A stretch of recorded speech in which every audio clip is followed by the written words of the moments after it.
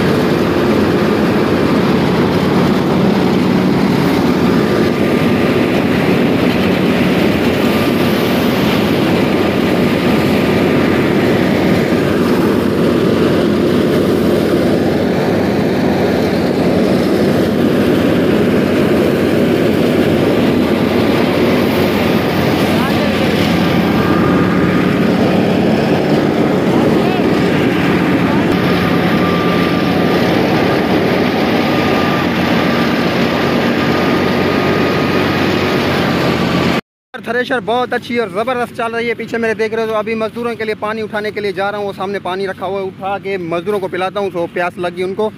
तो माशाल्लाह गाड़ी बहुत ही अच्छी चल रही है और परफॉर्मेंस आपने देखी है। अभी जाके फिर दिखाता हूँ आपको, देरा कुछ बड़ा है।